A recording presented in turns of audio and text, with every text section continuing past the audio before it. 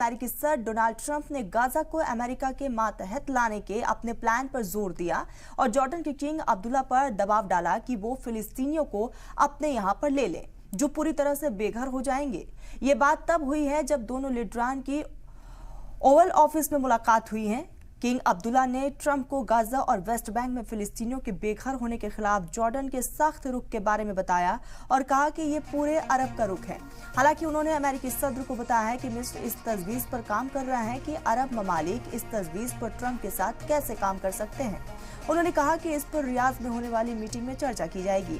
मिस्र के वजारत खारजा ने कहा है कि मुल्क गाजा पट्टी के दोबारा तामीर के लिए एक बड़ा नजरिया पेश करने की प्लानिंग बना रहा है, जो ये तय करेगा कि फिलिस्तीनी अपनी जमीन पर ही कायम रहे।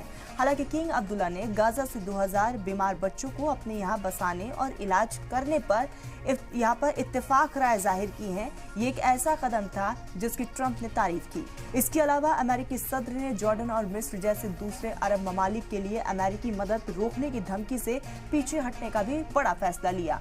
दोनों लीडरान ने गाजा पर चर्चा करने के लिए वॉशिंगटन में मुलाकात की, जबकि इजराइल और हमास के बीच जंग अभी भी मुस्तकिल तौर पर खत्म होने का इंतजार कर रहा है।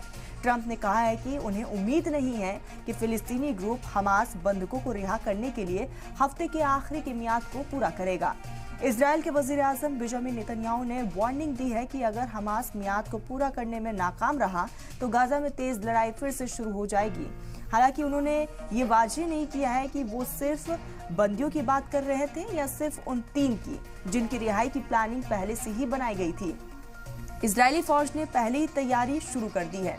उसने कहा है कि उसने गाजा में इजाफी फौजियों के साथ साथ रिजर्वेटर्स को भी शामिल करते हुए अपनी सेना को मजबूत करने का बड़ा फैसला लिया। दूसरी तरफ हमास ने जंगबंदी मुआहदे के लिए अपना अज़म दोहराया और इजराइल पर मुआहदे पर अमल न करने का भी इल्जाम लगाया।